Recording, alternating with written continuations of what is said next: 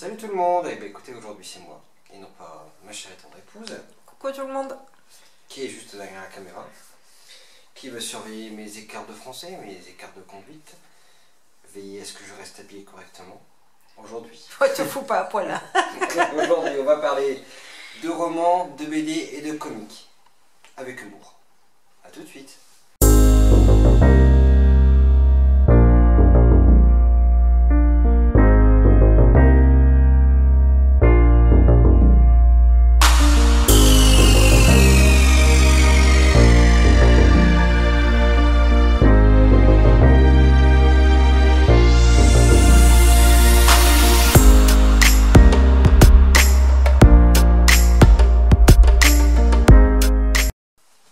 Coucou. Donc aujourd'hui, j'ai dit, on commence par parler, donc on va parler de trois choses, de trois styles différents, roman, BD et comics. On va commencer par une bricasse. Le dernier magicien, donc l'Ars Arcana de Lisa Maxwell, édition Casterman. Donc, c'est une petite découverte, hein. On va faire des magasins et plutôt que d'aller chercher des pizzas, plutôt que d'aller chercher des fruits et des légumes, on va regarder les livres en premier. Je pense que ça fait augmenter à chaque fois la note du caddie, mais ça c'est un sujet familial dont on va reparler de façon très intensive, mon cher. Non, on n'en reparle pas parce que voilà, on n'en reparle pas. Ça sert à rien. Voilà. Et puis, moi, voilà. La couverture m'a attiré. Moi, c'est toujours la première chose. La couverture. Ensuite, je lis le titre, le synopsis. Et enfin, je regarde l'auteur si je le connais. Là, je vais vous lire rapidement le synopsis. C'est bien, il est court. De nos jours, à New York, les magiciens vivent terrés dans le Manhattan, qu'ils ne peuvent quitter sous peine de mort. Esta, une magicienne à l'affinité hors norme, a le don de voyager à travers les époques et de figer le temps. Elle seule peut se rendre en 1902, là où tout a commencé. Là où le magicien s'est jeté du pont de Brooklyn avec l'Ars Arcana. Le livre ancien contenant tous les secrets de la magie, les condamnant à des lendemains sans espoir. Voilà. Donc, Tu pourrais nous donner le nombre de pages parce que... jolie petite brique de 644 pages. Voilà. J'ai eu un peu de mal à y rentrer. Non pas que c'était pas bien, mais je crois que le nombre de pages m'a, un peu soufflé au départ. Et puis, bon, j'ai peut-être la tête ailleurs, hein, peut-être aussi. Mais qu'est-ce que je... Vraiment, c'est une très très belle découverte. Déjà, je connaissais pas Lisa Maxwell, pourtant il me semble qu'elle est très connue. Mais j'en avais jamais lu. Jamais lu cet auteur. Je sais pas si toi tu l'as déjà lu. Non. Ça me dit rien. Pourtant, je pense qu'elle est très connue. Bref, moi, quand j'ai vu la couverture, vous, elle parle peut-être pas tout le monde, et moi, elle m'a parlé tout de suite et je l'ai senti. Je lui ai dit, toi tu vas me plaire. Alors, des fois on se trompe, hein, mais moi je fonctionne comme ça. Donc c'est une belle brique, 644 pages. Et la première chose qui m'a un peu déstabilisé dans le livre, c'est la pratique de la magie. Alors, ça doit être le phénomène Harry Potter. Quand on parle de magie, maintenant, souvent on s'imagine magicien sur son balai volant, baguette magique, formule magique, etc. Là, c'est pas de la magie comme on a l'habitude d'en voir, donc c'est la première originalité. C'est ce que je trouve bien, c'est que l'auteur cherche autre chose. Ce sont des affinités. Chaque personne a une affinité différente avec la magie. Il y en a qui vont soigner. Esta, elle, par exemple, Spoil pas, j'ai pas lu. voyager dans le temps. Voyager dans le temps ou figer le temps. Ça va dépendre si elle a un artefact avec elle ou pas. Je disais donc que la première originalité, c'est donc que chaque magicien est différent et a une affinité différente. Ensuite, il y a les voyages dans le temps. Donc, il y a une temporalité différente, des époques différentes, et un grand voyage en 1902 qui nous fait découvrir un monde assez sympathique. Je pense que c'est très bien fait, avec des nouvelles amitiés et des nouveaux dangers. Esta, l'héroïne principale, a un caractère, bien travaillé par l'auteur. Les personnages secondaires ne sont pas en reste, ils ont tous quelque chose de très sympathique. Et moi j'ai fort, alors je ne vais pas spoiler parce que madame elle va lire d'ailleurs, j'espère qu'elle aimera autant que moi. Attends, je bouge les oreilles. Non mais je vais pas spoiler, de toute façon tu as lu la chronique donc il est trop tard. Il y a, je sais pas comment tu appelles ça, mais à la fin il y a un vrai chamboulement. Voilà. Je vais même dire qu'il y en a presque deux, mais un vrai chamboulement. Je sais pas si je peux dire ça comme ça. Les enfoirés ne sont pas ceux qu'on attend. Non, c'est vraiment bien. Il y a vraiment une super fin. Avec des... Je sais plus comment tu appelles ça, mais c'est... Comment j'appelle quoi ça? Un beau retournement de situation que j'avais pas vu venir. Une belle claque dans la figure. Ah ouais, une révélation finale quoi. Une révélation finale très géniale. Franchement géniale. Un vrai retournement de situation. Et ça, quand je trouve ça dans un livre maintenant, après avoir lu autant de livres que nous, ça me fait toujours plaisir parce qu'au moins je me dis ah l'auteur m'a surpris, j'adore ça. Donc là, maintenant il y a 2 tomes encore, le tome 2 et le tome 3. Mais je crois qu'il va falloir dépenser des sous pour pouvoir lire la suite. Donc je vous conseille vraiment Le Dernier Magicien de Lisa Maxwell. Si tu devais lui donner une note sur 20, tu lui donnerais combien? Franchement, c'est compliqué parfois. J'aime pas trop donner des notes, mais elle écrit bien. Approximativement. Je pense qu'au-dessus d'un 18, ça le mérite largement. Okay. Déjà, Edune, elle écrit vraiment bien. Il y a des retournements de situation. Et puis, il y a une recherche. On n'est pas dans le magicien classique, on est dans différentes périodes. Donc, le monde d'aujourd'hui, le monde de 1902, début du siècle, avec des villes, la même ville, mais une époque différente, des bâtiments différents. Enfin, ouais, il y a plusieurs temporalités. Il y a plusieurs temporalités, et ça donne vraiment... Alors, c'est dur d'y rentrer quand on est comme ça dans un bouquin, on navigue dans les époques. Mais là, c'est vraiment sympathique. Vraiment sympathique. Maintenant,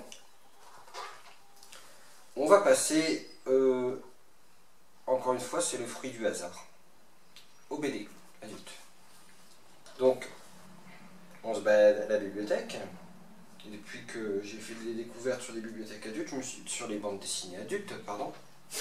Ouais, parce qu'à la bibliothèque, on a le rez-de-chaussée pour les rayons adultes et le premier étage pour le rayon enfant. Je me suis dit, tiens, puisque c'est pas un genre qu'on achète à la maison. Non. Enfin, je vais me contredire dans 2 secondes. Ah non, mais ça, c'est pas pareil. Pour la simple et bonne raison qu'une BD, je trouve ça toujours un peu cher, entre guillemets, pour le nombre de pages, même si j'aime bien. Maintenant, je comprends les fans. Donc voilà, ça permet de faire des découvertes. Donc j'ai vu une sale tête et je l'ai empruntée. Donc, ça s'appelle Le sang du dragon, tome 1, Au-delà des brumes. Pardon. Donc effectivement, on voit un bateau pirate, on voit un pirate. C'est une histoire de... Pirate.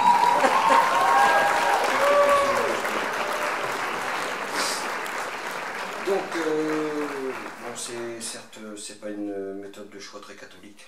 On voit une sale tête, on la prend. Non, ce qui m'a attiré quand j'ai tourné les pages, c'est les dessins. Parce que j'ai tourné 2-3 pages à la bibliothèque et j'ai vu une belle image comme ça. On voit bien. Ouais. Du Mont Saint-Michel. Et je me suis dit, ah, ils savent dessiner. Ils savent faire quelque chose. Je la remonterai en plus gros ici, là. Voilà, j'affiche ici. C'est vraiment des beaux dessins. C'est ce qui m'attire en premier, avant l'histoire. Je me suis dit, si ça ne me plaît pas, c'est juste un emprunt, c'est pas très grave. Parce que quand on est à la bibliothèque, on fait moins les entre guillemets difficiles, on peut se permettre de dire, de se tromper dans ses choix, contrairement à quand on achète. Et là, voilà, j'ai vu quelques beaux dessins, je l'ai pris, puis je me suis dit, on essaye. De quoi ça parle? Je vous parlais vite fait du synopsis, donc ça se présente comme ça. Messieurs, je vous présente ma dernière prise. 2 elfes de la mythique forêt de Sissi. Ça vous laisse pantois, n'est-ce pas? On dirait presque des humains. Mais observez bien leurs oreilles. Oui, vous ne rêvez pas. Elles trahissent leur appartenance à ce peuple immortel qui vit aux abords de ce bon vieux Mont Saint-Michel. C'est d'ailleurs en ce lieu saint, que nous commençons notre aventure. Rapidement, ça se base sur un pirate qui cherche un artefact qui lui permet de faire disparaître et apparaître son bateau à un endroit voulu. Voilà, et à la recherche de cet artefact, il va donc rencontrer des aventures. Là, c'est que le premier tome. Donc je peux pas en dire grand chose parce que forcément c'est le début de l'aventure. Ça se joue en purée, j'ai un trou de mémoire, en 12 tomes il me semble. Je vais aller voir. Ouais, 12. En 12 tomes. Donc je pense qu'on a 12 tomes pour qu'il puisse trouver enfin l'objet de ses désirs, à moins qu'il y aura d'autres quêtes par la suite, je ne sais pas, j'ai pas lu du tout la suite. Alors, il y a tout ce qu'il faut pour faire une bonne saga épique. Il y a du fantastique, on a des elfes et autres animaux fantastiques, de la réalité, puisque les pirates peuvent tomber sur les soldats du roi sans aucun problème. Il y a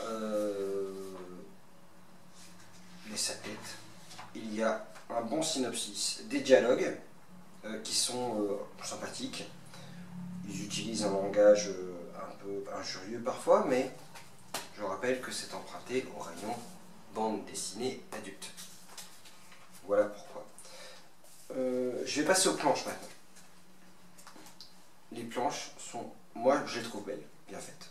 Après ça c'est toujours une question de goût et de couleur. J'ai montré tout à l'heure une représentation du Mont Saint-Michel.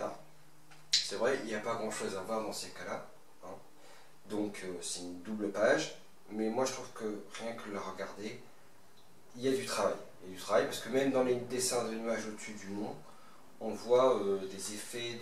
Je trouve ça très bien fait.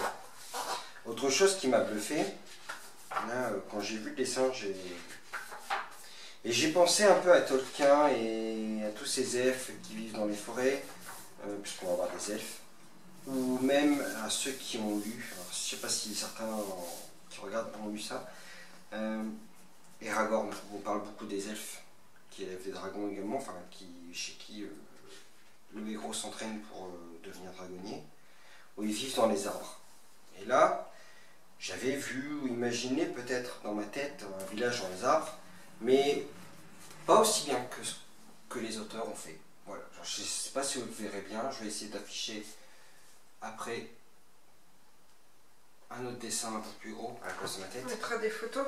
On mettra quelques photos pour illustrer à côté de moi. C'est vraiment beau, c'est rempli de dessins. Alors certes sur des grandes pages de dessins comme ça il n'y a pas beaucoup de dialogue, mais le dialogue est secondaire. Vous pouvez passer un certain temps et essayer de voir les détails, les maisons, comment elles sont faites, etc. Je trouve ça vraiment très très bien fait.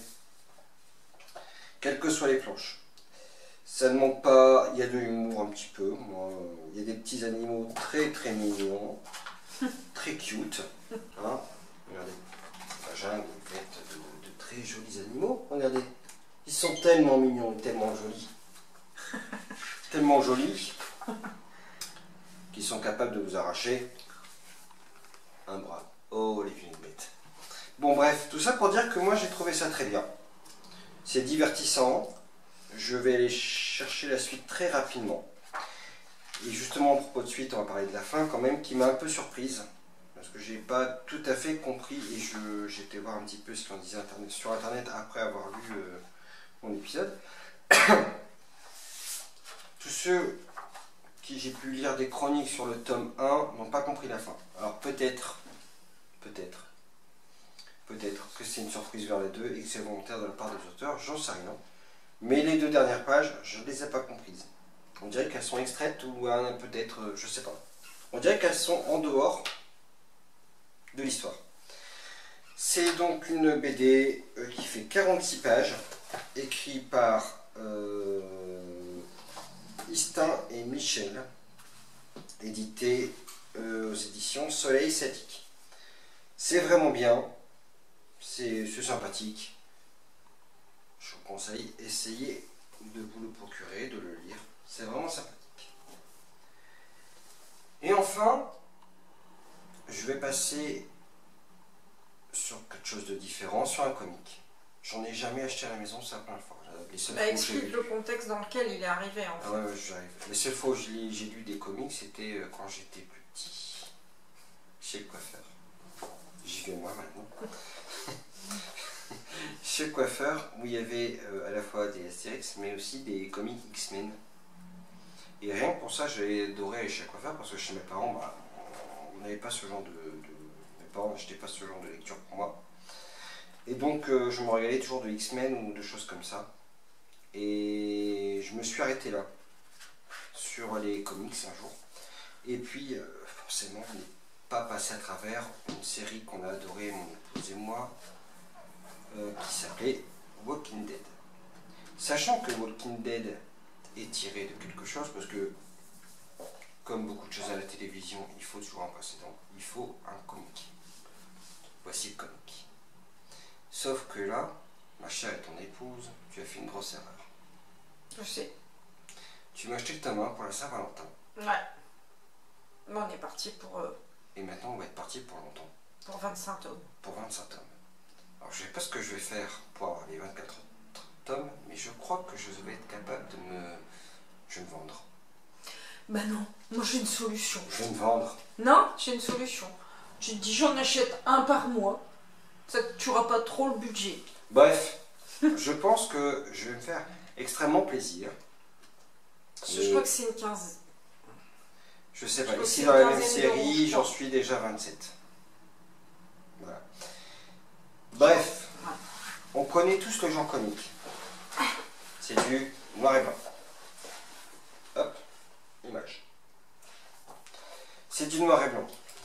Maintenant, si vous imaginez que la série a beaucoup de succès, c'est que ça part d'un fond très bon.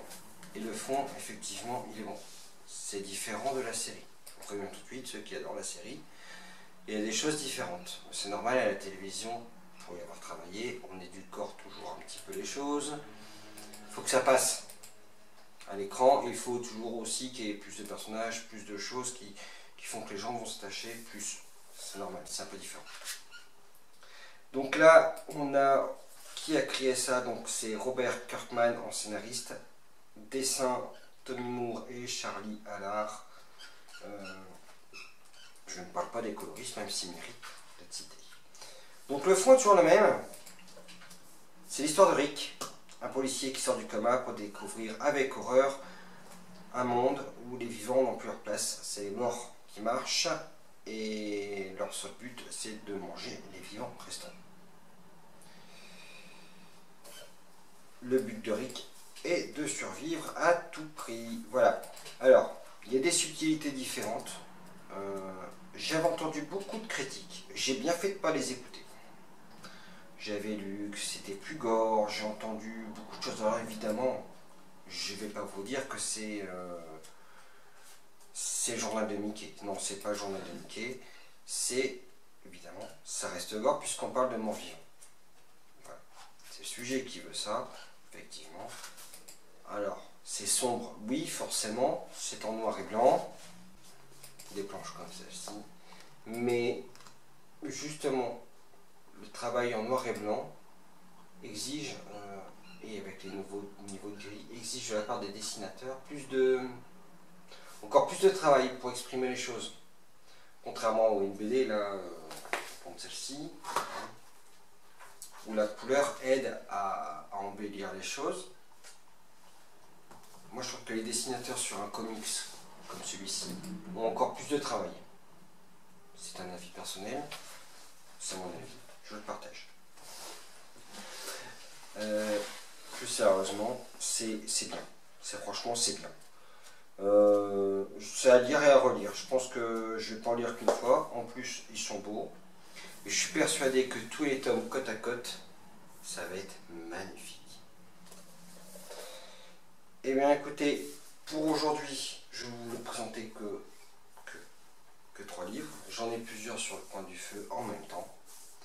Plusieurs BD, plusieurs livres, dont des livres qui sont dans ma palle depuis